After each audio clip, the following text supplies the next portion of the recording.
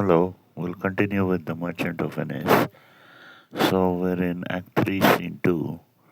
Uh, Enter Bassanio, Portia, and all their trains, Greciano and Nerissa. Bassanio has come from Venice to Belmont to woo Portia, the rich heiress, and Greciano has come with Bassanio, and Nerissa is the handmaiden of Portia. So now Bassanio is going to try to win Portia's hand by attempting to choose from one of the three caskets. The three caskets are made of gold, silver, and lead, and in one of the three caskets, Portia's portrait is placed. So if Bassanio chooses the casket with the uh, portrait of Portia, then he wins Portia's hand in marriage. So Portia says, I pray you, tarry, pause a day or two before you hazard, for in choosing wrong I lose your company. So Portia is in love with Bassanio, and Bassanio is in love with Portia.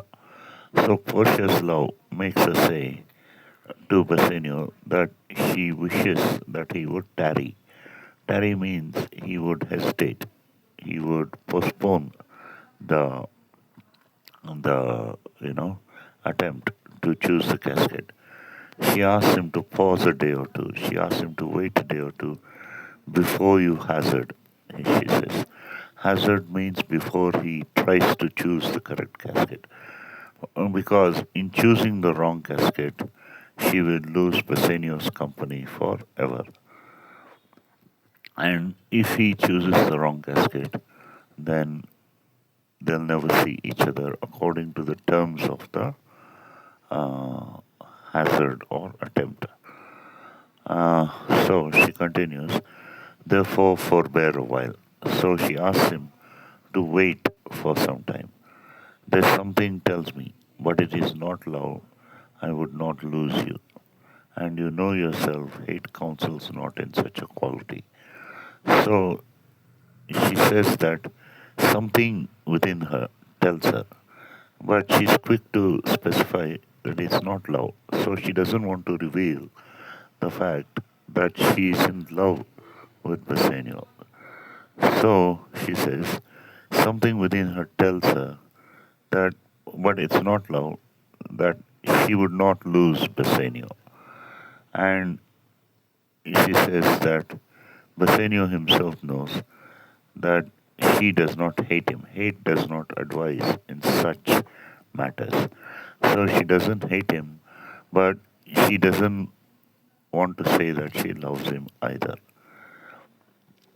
But lest you should not understand me well, and yet a maiden had no tongue but thought, I would detain you here some month or two before you venture for me. So she clearly states, if, she says, if Bassanio did not understand her well enough, she would detain him for some month or two. She would make him wait 1 or 2 months before he attempts to uh, choose the casket which contains her portrait. Uh, I could teach you how to choose right, but then I am forsworn. So here she says quite clearly, she could tell him she in fact loves him, even though she doesn't say so. She in fact loves him. She could teach him how to choose the right casket. Uh, and but she says she's forsworn. She's sworn an oath that she'll never tell any of the suitors who come to seek her hand in marriage. She'll never tell any of the suitors which casket contains her portrait. So will I never be.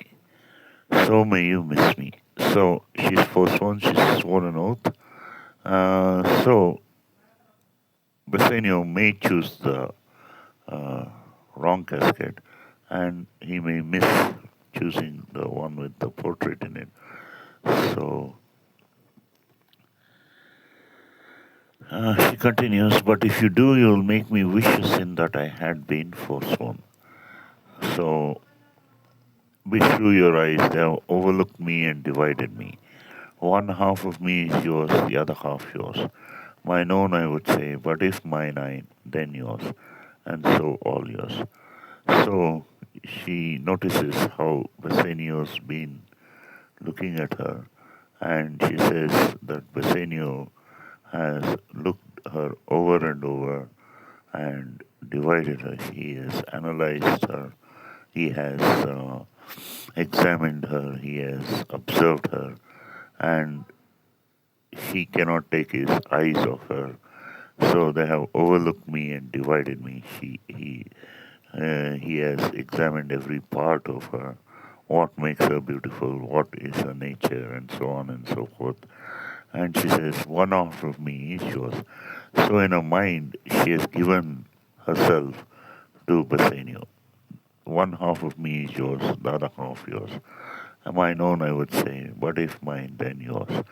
So she says, uh, in her mind, she's given half of herself to Bassanio, and the other half is herself. But if it is herself, then she has given herself to Bassanio. So, and so all yours, she says. All these naughty times put bars between the owners and their rights. So she complains about the hardness of the times, how her father has stipulated this condition that she will never marry a person who chooses the wrong casket. So she blames the times, uh, the times current then, that they put obstacles between the owners and their rights. So the owners are Bassanio and Portia, and the right is to marry. But here is the obstacle that Bassanio has to choose the right casket. So, and so though yours, not yours. So because Bassanio is still to choose the right casket, Portia says she is his, but at the same time she is not his. Prove it so, let fortune go to hell for it, not I. So uh, she says that he should prove that, you know, Portia is all his. He should prove it by choosing the right casket. Let fortune go to hell on it, for it, she says. So fortune is like a blindfolded maiden who's carrying, who is who makes people go on a wheel. When the wheel is at its height, then people have good fortune. When the wheel turns, they may suffer misfortune. So she says, let me not be unfortunate. Okay, let the goddess of fortune suffer. And she says she doesn't want to suffer if Bassanio chooses the wrong casket. So she says, I speak too long, but it is to piece the time, to eke it and to draw it out in length to stay you from election. So she says she's been speaking for so long, but it is to piece the time. Piece the time means to pass the time, to stitch the time together, to eke it out, to lengthen it, and that will make him, you know, wait so that he will not be forced to choose the casket because he may choose the wrong casket. Next, Bassanio. Let me choose, for as I am, I live upon the rack. So Bassanio says he wants to make the attempt to choose the right casket straight away, because as it is, he cannot bear the tension or the frustration that he's feeling. He lives upon the rack. The rack is uh, instrument of torture that was used in medieval times. So what they did was they tied the hands and feet of the prisoner to a wheel, and they slowly turned the wheel until the body was, you know, ripped apart. So they drew. So the rack was an instrument of torture in medieval times. So he says that he's extremely tense, extremely uh, on the edge because he wants to make the attempt straight away. Portia.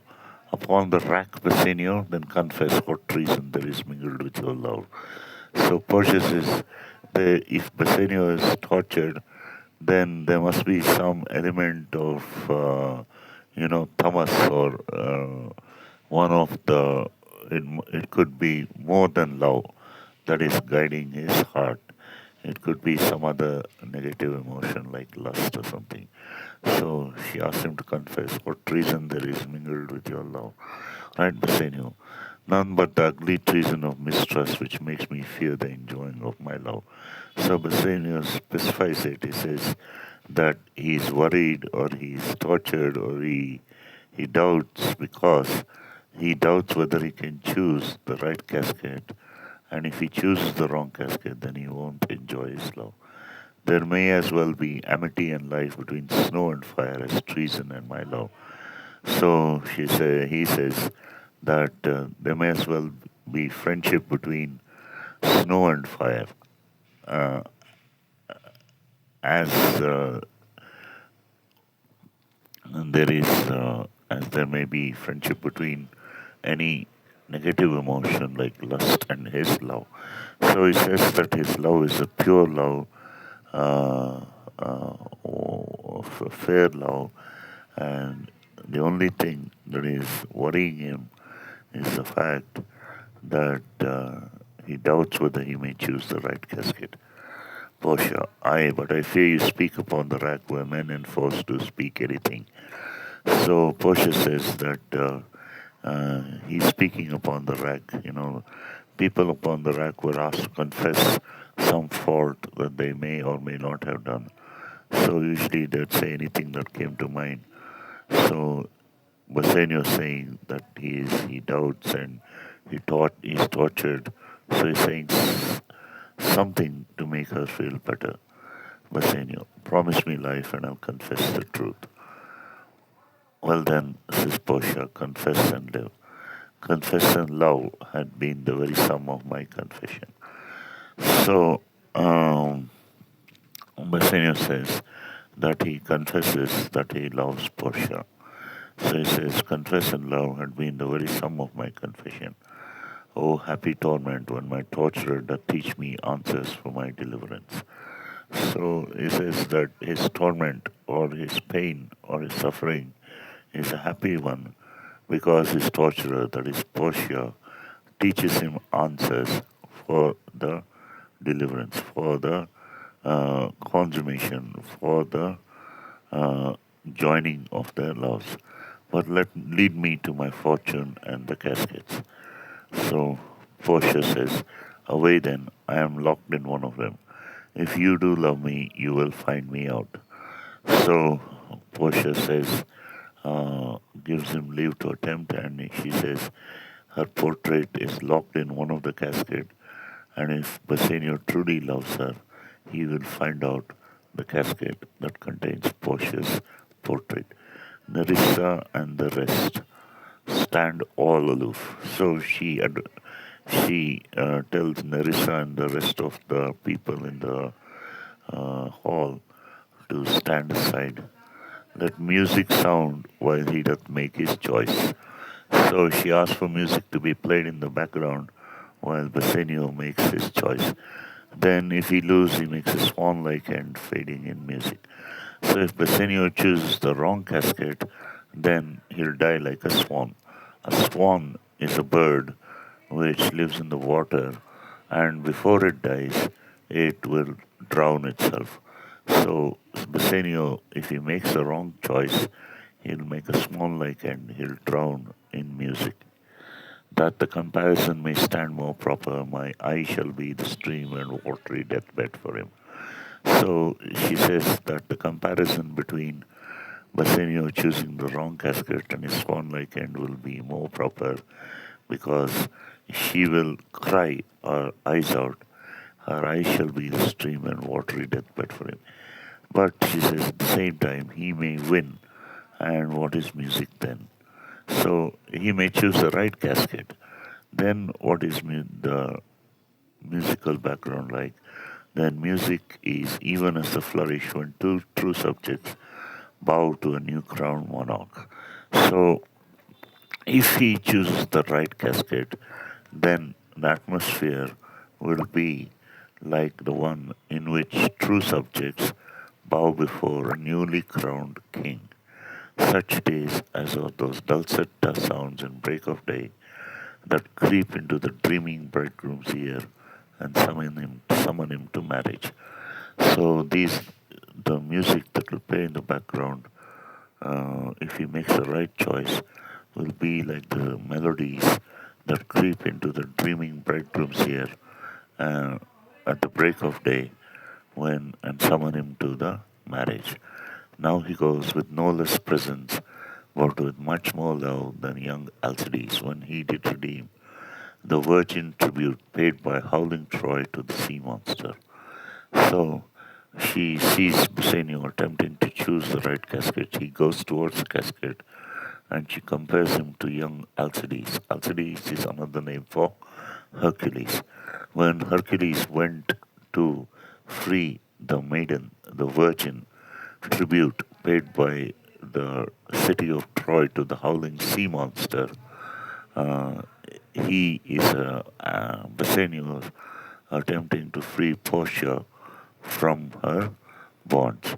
So she says, I stand for sacrifice. So she's like the sacrificial virgin tribute that Troy paid to the howling sea monster. The rest aloof for the Dardanian wives with bleared visages come forth to view the issue of the exploit. So all the rest of the maidens or the girls or the women in the room are like the Dardanian wives. The Dardanian wives were those women who went to see the sea monster devour the virgin who was paid as tribute to the howling sea monster. And these Dardanian wives, the others in the room, have bleared visages. They are worried, they are frustrated, and their visages or their countenances or their faces are bleared with worry. Come forth to view the issue of the exploit. So the rest in the room, like the Dardanian wives, who come forth to see the result of the exploit of the attempt made by Bassanio. Go, Hercules, live thou, I live. With much more dismay I view the fight than thou dost make the fray. So she says that she uh, is watching his attempt to choose the right casket with much more dismay or worry than he that makes the attempt. Than Bassanio, she is more worried than Bassanio.